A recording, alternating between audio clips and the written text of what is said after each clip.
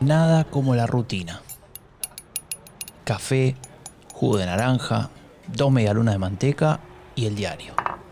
En el bar de la esquina se consigue todo eso que para este estudiante representa un buen inicio del día. Pero no va a poder ser. Hoy no trajeron el diario. Mientras busca su teléfono celular, insulta un poco por lo bajo. Ya le rompieron la rutina. Abre el browser y se pone a leer algún portal, un poco al azar. Y de pronto ve un titular raro. No da crédito. El camarero, un poco preocupado, se acerca y le pregunta: ¿estás bien? Y el estudiante lo mira a los ojos y luego de un momento responde: Lo preparé todo para el examen de hoy. Todo, Populismo de izquierda, populismo de derecha, más reaccionario, populismo progresista, todo. Y ahora resulta que escriben populismo de centro. Mirá lo que dice acá. ¿Ves? Populismo de centro. ¿Cómo que populismo de centro? Es que es imposible esto. ¿Qué es el populismo? El camarero se da media vuelta con una sonrisa fingida y sigue trabajando. Y lo que descubre este estudiante no debería sorprendernos, porque el populismo se ha transformado en un concepto con muchísimos, apellidos y usos también. Y en el caso particular de las nuevas derechas, ha cobrado una importancia fundamental, tal vez mucho más grande de lo que pensamos.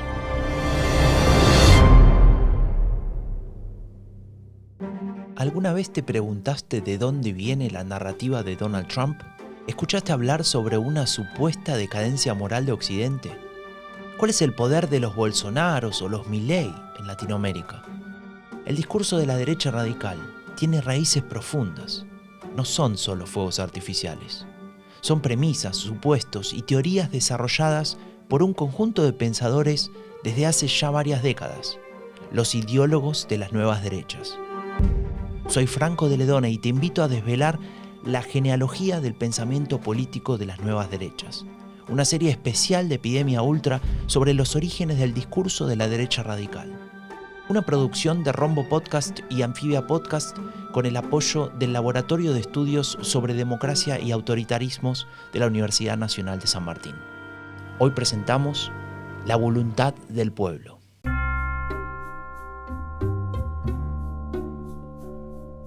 La primera vez que leí sobre populismo fue en un libro de Eliseo Verón sobre el discurso peronista. Unos años después, al menos para mí, ese concepto aparecía más bien relacionado con una visión latinoamericana de izquierdas. Pero debo reconocer una cosa: seguía sin quedarme del todo claro. Tiempo después me encontré con que en Europa el concepto de populismo estaba estrechamente relacionado con partidos políticos de derechas, o mejor dicho, de derecha radical. De hecho, para el politólogo Cas Mure, es una característica propia de estos partidos. Lo hemos repetido hasta el hartazgo acá en Epidemia Ultra. Y finalmente descubrí que esa confusión que yo sentía con el populismo era un problema de mucha gente. ¿Por qué? Y porque es un concepto que excede a una categoría de la ciencia política. Va mucho más allá. A ver, mira. Si busco populismo en Google, me salen 9,5 millones de resultados. A ver, hago clic en videos. Mira, tengo más de 800.000. En imágenes, mira, me sale la tapa del libro de María Esperanza Casullo, ¿Por qué funciona el populismo? Hay tanto material. Cualquiera se preguntaría por dónde empezar. ¿Y sabes qué? Esto es lo bueno. Yo sé por dónde empezar. Hay que empezar en Gualeguaychú. ¿Cómo que qué es eso? Es una hermosa ciudad de Entre Ríos, una provincia argentina al norte de Buenos Aires. Allá me está esperando Janina Welp, investigadora del Albert Hirschman Center of Democracy en Suiza. Ella nació en Gualeguaychú y se vino unos días a visitar a la familia. Como se enteró que yo también estaba en Argentina, me invitó a visitarla. Y la verdad es que voy a aprovechar este encuentro porque ella es la autora de The Will of the People, un libro que justamente se ocupa de este tema del populismo. Tal vez ella me dé algunas respuestas.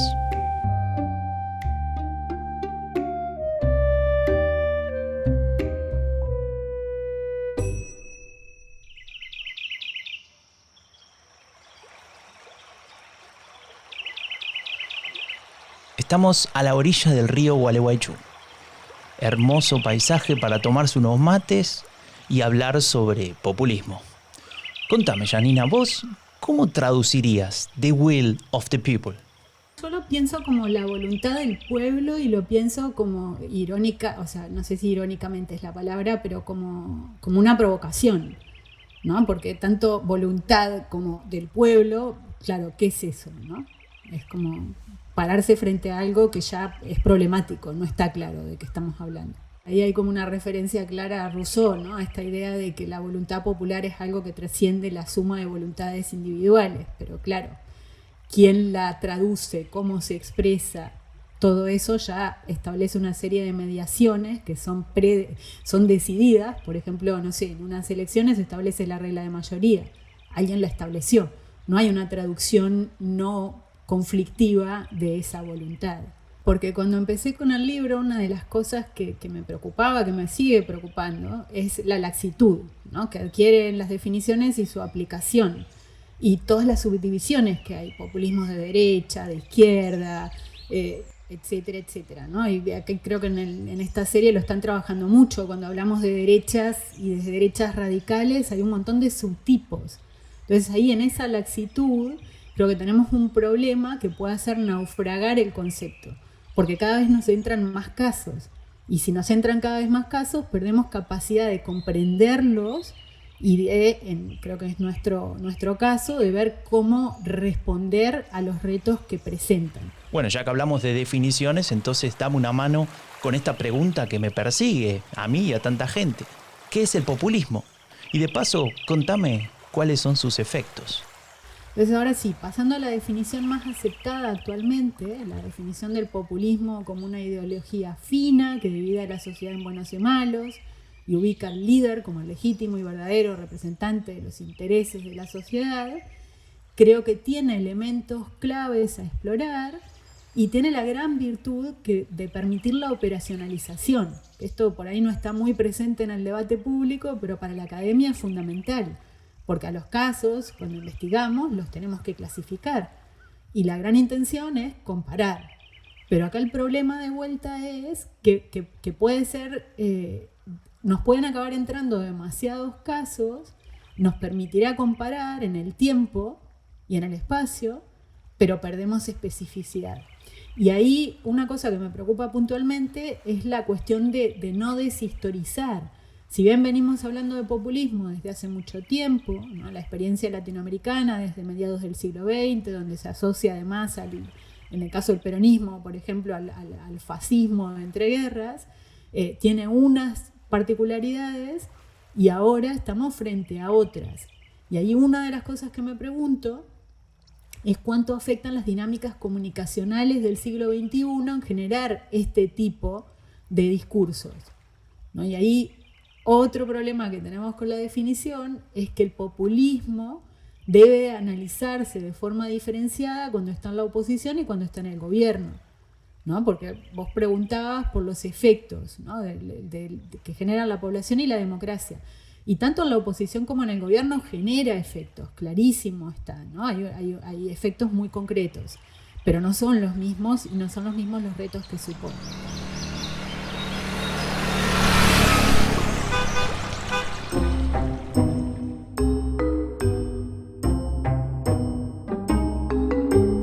Ahora, volviendo a las definiciones, a mí la que más me gusta es la de Rosanvallón, que identifica 5 componentes de la cultura populista. El primero es la concepción del pueblo, que se asemeja a de la ideología fina que mencionaba antes, ¿no? Una división entre un nosotros y un ellos.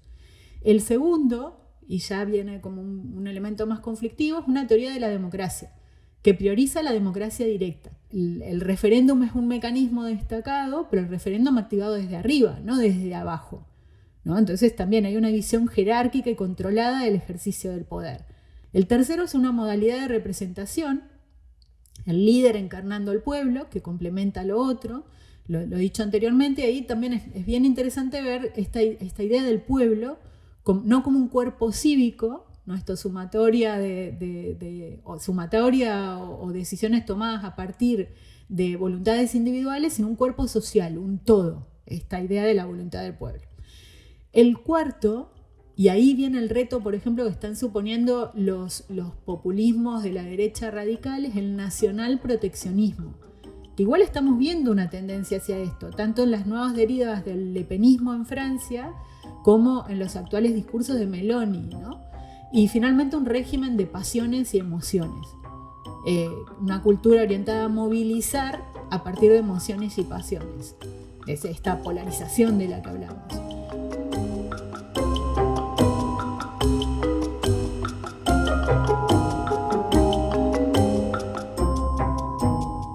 Entonces, ¿cuáles son los efectos? Uno de los más claros es la erosión de la cohesión social a partir de generar este tipo de divisiones, ¿no? Y los extremismos que se ven en la sociedad. Y a partir de ahí lo que vemos es una gran diversidad entre los casos, pero la tendencia está marcada, pero como digo, también tiene que ver con las dinámicas comunicacionales del siglo XXI, a la división, la polarización, las dificultades que se van generando para establecer acuerdos. Y una confusión muy grande entre esta idea digamos, que establece el populismo, de que hay que hacer la voluntad del pueblo, pero sin una clara definición de quién es el pueblo más allá de la voluntad del líder. Esto me recuerda a esa idea del sentido común a la que tanto apela el discurso de la derecha radical actual. Sí, bueno, eso también es un efecto bastante marcado, ¿no? Y creo que vos lo has trabajado bastante, ustedes lo trabajan bastante en las series que han hecho. Por un lado, esta idea de la gran política, de la política con mayúscula, y por otro, como una constante apelación a soluciones mágicas y evidentes, como si todo fuera tan simple. Y no es simple. Y no es simple tampoco al analizar los discursos populistas. Yo creo que lo que está haciendo Meloni en las últimas semanas y meses lo va marcando, ¿no? Hay ciertos aspectos de su discurso que realmente apelan muy fuerte a temas irresueltos en nuestro sistema político, ¿no? Entonces por ahí también se llega a convencer a la ciudadanía, pero luego en el mismo paquete entran un montón de cosas que son muy complejas.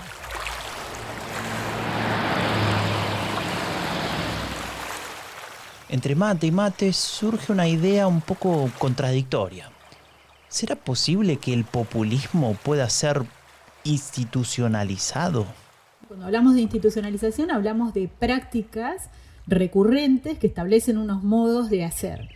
Y a mí ahí un caso, estoy escribiendo en realidad sobre el caso argentino, que me despierta todas estas inquietudes, porque claro, si pensamos que el populismo está fuertemente asociado a los liderazgos populistas, entonces es como que de alguna manera podría pensarse que es opuesto a la institucionalización, porque el líder tiene una existencia efímera, ¿no? Entonces se acaba el líder, se acabaría la experiencia populista. Y en cambio en el caso argentino vemos cómo el peronismo tiene prácticamente 9 décadas de vigencia, conviviendo con democracias y autoritarismos, y está ahí, está institucionalizado. Y ahí eso es lo que me ha generado la pregunta sobre esto. Y la experiencia latinoamericana, y no solo la latinoamericana, da cuenta de las tensiones que enfrenta esta idea de la institucionalización, asociada, por supuesto, a qué hacemos con el líder, ¿no? Porque la primera cuestión es, si partimos de la base que, como dice María Esperanza Casullo, el populismo existe en contextos democráticos porque llega a través de las urnas y es el aval popular el que lo define, esas reglas del juego van a determinar que en un momento se tiene que ir del poder el líder, ¿no? Podría seguir su partido. Pero entonces viene el problema de la sucesión. Y ahí vemos dos tendencias en la región. Por un lado, que se nombre a un sucesor, y claro, ahí pasa con qué hace después ese sucesor. Y tenemos varios ejemplos de que no ha funcionado muy bien, ¿no? Rafael Correa nombra a Lenín Moreno, o Uribe nombra a Santos, y luego sus sucesores hacen lo que quieren y no lo que establece el líder. Es una especie de, yo que soy muy optimista, digo, noticia buena de muy baja intensidad, en el sentido en que el poder no está cooptado como podría estar, no sé, en Rusia, por ejemplo. Como Putin tiene el control del aparato, cuando nombra a Medvedev no tiene márgenes de acción. En cambio, en la experiencia latinoamericana el poder es realmente situacional. salen del poder, no controlan a los militares, no controlan a la policía, pierden lo que controlan, por lo tanto el que lo sucede hace lo que quiere. Y eso deja un espacio para que se sostenga la institucionalidad. El problema pareciera venir cuando el líder populista ya procede directamente a cambiar las instituciones. La otra alternativa es cambiar las instituciones y mantenerse en el poder, ¿no? Y entonces ahí el populismo deja de ser tal y se convierte en un autoritarismo. Los casos de Venezuela y Nicaragua. Le digo, la experiencia argentina es interesante porque de alguna manera durante los años del kirchnerismo lo que se ve es cómo hay unas cuantas dimensiones que explican que conviva con la democracia y que la tentación autoritaria sea contenida por, como digo, por muchas dimensiones. Una es que el peronismo, o en este caso el kirchnerismo, tiene fuertes lazos con los movimientos sociales y los sindicatos, pero estos conservan márgenes de autonomía. O sea, no es que hay un poder ejercido desde arriba incuestionable, y se está viendo en la actualidad, ¿no? Si no se provee, o sea, hay unas redes clientelares, hay unas redes de cooptación, pero hay que proveer, si no se rebelan. Luego la Argentina tiene una fuerte estructura territorial, por lo tanto, tanto el aparato de la Unión Cívica Radical como el aparato del peronismo en el despliegue territorial también funciona como una contención de cualquier tendencia autoritaria. O sea, no hay vacío de poder, que sería uno de los elementos que permite el cambio institucional para concentrar poder, que se ha analizado como uno de los efectos más perversos de la llegada de los populistas. Más allá del caso argentino en particular, podríamos mirar un poco a Europa, especialmente a países como Hungría y Polonia, que efectivamente siguieron aquel camino de los cambios de instituciones. Claro, y ahí se ven estas condiciones que Saskia Ruth, una colega, lo ha analizado muy bien, como, digamos, los líderes que llegan con una agenda populista rápidamente quieren hacer grandes cambios y para eso necesitan más poder. Y estos cambios, ¿cuándo se producen? Bueno, una de las variables que se puede encontrar en Hungría es este vacío de poder, ¿no? La oposición estaba completamente destrozada por diversas razones, pero lo cierto es que no tenían apoyo popular, no tenían mayor apoyo popular, y es en este vacío que Orbán puede concentrar todo este poder e ir atacando a los medios de comunicación, a las instituciones académicas, a la justicia, etcétera, etcétera. Entonces, el hecho de que haya otros poderes que puedan resistirlo, y yo ahí la verdad es que no soy nada, ¿cómo decir?, naif o no idealizo los poderes preexistentes. Depende de los casos, hay varianza, ¿no? Pero en muchos casos podemos ver que también hay niveles de corrupción y que habría que cambiarlos. Pero la concentración de poder siempre es muy negativa. O sea que incluso siendo críticos con los poderes preexistentes, el reparto de poder es bueno para evitar el totalitarismo. Perdón que me vuelva a meter, pero me acordé de El Salvador, con el presidente Nayib Bukele y su deriva autoritaria. Claramente, El Salvador es el otro caso en la región que va hacia ese lugar, desde otro lugar en lo ideológico, y ahí lo encontrás clarísimo, ¿no? Bukele tiene un apoyo popular enorme, porque hay un vacío de poder enorme, y porque había mucha corrupción elevada, las instituciones no estaban funcionando, y es sobre ese escenario que va como muy en línea directa hacia consolidar su poder y concentrar el poder.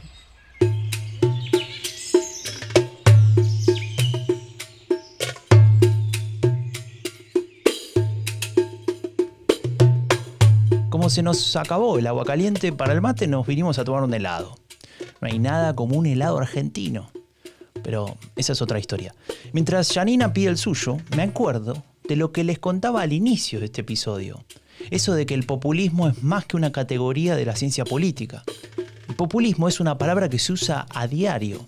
Algunos la usan como sinónimo de demagogia, otros de corrupción, como si fuese una etiqueta. Sí, yo no insistí al principio en este tema de las dinámicas comunicacionales. Las etiquetas funcionan. Funcionan, quiero decir, son productivas para atraer a la gente y para condensar sentidos en una etiqueta. no funcionan en realidad para alimentar un debate democrático profundo, para analizar más claramente los procesos y los fenómenos sociales. Y la de populismo es una de estas. Seguramente porque viene también desde fuera, es una estrategia global, ¿no? Entonces es fácil que se inserte en distintos debates comunicacionales adaptada a cada contexto. Como decís, claro, opera como un descalificativo, populista, todo el mundo parece entender qué significa, pero en realidad lo único que se entiende con claridad es que se está atacando al adversario, nada más que eso, ¿no? Y simplifica mucho el discurso. Entonces, por eso es problemático. Y creo que definitivamente tiene algo, no sé si usar esa etiqueta produce determinados efectos, probablemente sí, pero más que nada es un efecto de algo previo, que es la simplificación del debate, ¿no? Esta constante tendencia a pensar las cosas como si fuera todo entre buenos y malos y todo muy claro, ¿no? Que creo que ahí es donde viene el problema, porque si nos trasladamos a un debate más de política pública, ¿no? Una ley de educación, lo más común es que una ley de educación tenga, dependiendo de la posición ideológica de cada uno, algunos elementos que nos puedan parecer muy negativos y unos cuantos otros que sean rescatables, ¿no? Y si lo simplificamos tirando por la borda todo, se anula el debate. Y el debate es quién la promueve y no qué dice esa ley y qué puede estar bien y qué habría realmente que revisar porque está mal. En resumen, una simplificación brutal que no hace más que polarizar y bloquear el diálogo político. Algo de lo que se acusa frecuentemente a las redes sociales, ¿no? Sí, exactamente. Sí, ¿no? Creo que también está como muy, muy claro a la gente que se dedica a estudiar esto. Todo el tema de las burbujas, de las cámaras de eco, va por ahí también, ¿no? Lo que entra reafirma y todo lo demás queda afuera. Y es muy problemático. Pero creo que ahí, ¿no? Me parece que tu pregunta apuntaba a esto porque como son, esto es un germen también de narrativas antidemocráticas en el sentido en el que todo el esquema de la comunicación, desde el progresismo y desde el ámbito reaccionario, se ubica en la misma dinámica de comunicación. Esa idea de germen de narrativas antidemocráticas me recuerda a varias cosas que vimos en esta serie. Por ejemplo, aquel concepto de hace 100 años de la revolución conservadora en plena República de Weimar, que hablaba de una decadencia de Occidente. Hoy en día se escucha y me pregunto, ¿será que se cree en que es lo que está sucediendo en el mundo? ¿O simplemente se apela a esta idea con fines estratégicos? Tiendo a pensar que siempre es una combinación de ambos, ¿no? Estrategia y ideas. Creo que es indiscutible un poco esto que decías, que hace 100 años y 200, y o sea, a mí me gusta mucho la historia y cada vez leo más historia, y es como figurita repetida, ¿no? O sea, ayer estaba repasando El Federalista y hay partes del Federalista que parecen escritas hoy, ¿no? Cuando habla del rol de los medios de comunicación, de los grandes medios defendiendo posturas de poder e intereses espurios y demás. Entonces es como una constante esta idea del declive, ¿no? Quizá haya algo antropológico ahí que, como digo, se me escapa. Pero estratégicamente sin duda funciona también, y funciona para ciertos sectores más que para otros, ¿no? Entonces, sí, definitivamente. Y ahí me gusta mucho la idea que citabas, la cuestión de la empatía metodológica. Yo ahí adhiero muchísimo también. No se trata de justificar, sino de comprender.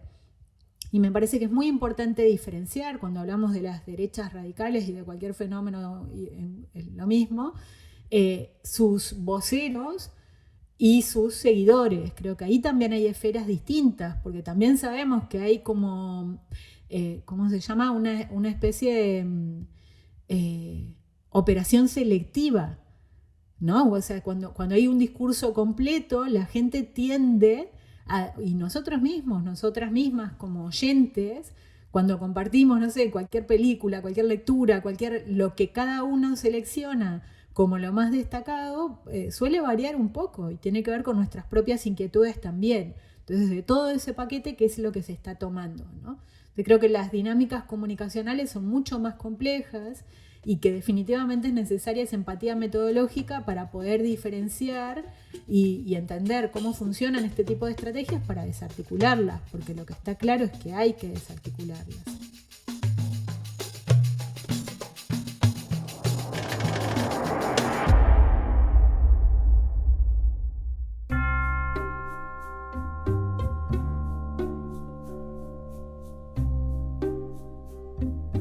Ya es hora de volver a casa.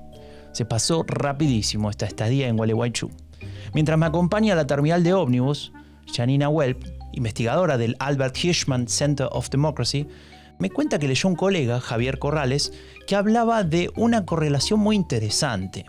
Se trata de una relación entre la agenda antiderechos y la calidad de la democracia. Me parece muy interesante porque lo que plantea Javier Corrales y el análisis que hace con muchos casos, porque él encuentra esta correlación entre el declive de la calidad de la democracia y la agenda antiderechos. Digo porque es como muchos pensamos que hay una conexión, pero bueno, lo muestra con unos datos a lo largo del tiempo, ¿no? La llegada de este tipo de gobiernos y la incidencia que tienen en la bajada de la calidad de la democracia. Y de alguna manera creo que va directo a una de las consignas que tenemos en la red de politólogas también, ¿no? Sin mujeres no hay democracia. Digo, si vemos el ataque a los derechos, claro, está claro que debería haber una correlación. Es muy interesante que lo demuestre. Ahora me gustaría hacer 2 comentarios más asociados a esto y con la intención, como creo que es toda la de la serie de episodios en este podcast, de complejizar la cuestión. Porque también hay estudios que van mostrando cómo avanza un pinkwashing. Entonces, por un lado tenemos una agenda en la que hay un declive de la democracia asociado a, entre otras razones, a la pérdida de derechos o una agenda antiderechos, pero también tenemos regímenes autoritarios que hacen un pinkwashing a partir de incluir más mujeres, por ejemplo, en los parlamentos o en otros sectores de la política. Entonces creo que también hay que complejizarlo, porque la sola presencia de mujeres no garantiza que un régimen va a ser democrático o va a tomar la ruta de la democratización. Y finalmente, tercer cuestión que me parece también muy interesante para volver al ámbito del qué hacemos, el trabajo de Gisela Zarenberg y Débora Resende, que también hilan un poco más fino para ver cómo avanza esta agenda antiderechos y cómo donde el feminismo ha resistido mejor o incluso logrado avanzar, lo hace a partir de articular sus agendas en relación con otros sectores de la sociedad, ¿no? Gisela y Débora muestran, por ejemplo, cómo en México el feminismo ha logrado establecer un trabajo que permite que las cortes de justicia se conviertan en actores centrales defendiendo esta agenda de derechos. Y estaría interesante comparar con Estados Unidos, ¿no? Donde se está viendo esto en acción en este momento. Cómo el movimiento feminista, cuando es capaz de introducir un diálogo con mayores sectores de la sociedad, tiene más chances de resistir, que me parece central en un momento en el que vemos que ciertos sectores del feminismo se están cerrando sobre sí mismos, ¿no? Y generando un discurso también como mucho más cerrado y dogmático que corta puentes en lugar de establecer la pedagogía que habría que establecer. Entonces creo que esto me parece también central cuando hablamos de qué pasa con la calidad de la democracia y cómo se puede resistir y avanzar en incrementarla.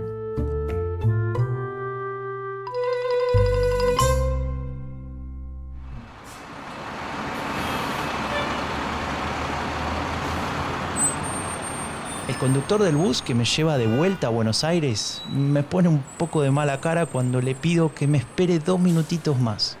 Y es que Janina me está contando lo último, pero tal vez lo más importante de esta charla. Hay algo que creo que es importante que lo digamos una y otra vez, que tiene que ver con la agencia, me parece. Y por eso sí, cerraba con lo de Gisela y Débora, de cómo se puede actuar. Porque me parece que cuando hablamos del populismo y de la derecha radical, esta idea de los grandes discursos, las grandes transformaciones, al final se acaba estableciendo en toda la sociedad la idea de las grandes soluciones o las soluciones mágicas.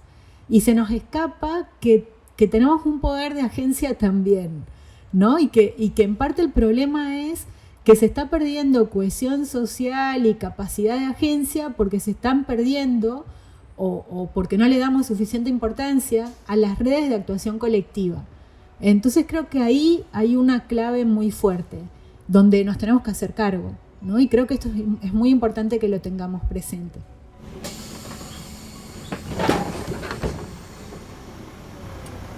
Uy, casi se van sin mí, pero logré subir. Ahora tengo todo el viaje de vuelta para reflexionar sobre el populismo, sobre sus usos en la academia, en los medios y en la calle, sobre su aplicación y sobre sus peligros, pero sobre todo para entenderlo un poco mejor, para conocer sus efectos y para comprender su relación con el discurso actual de las nuevas derechas.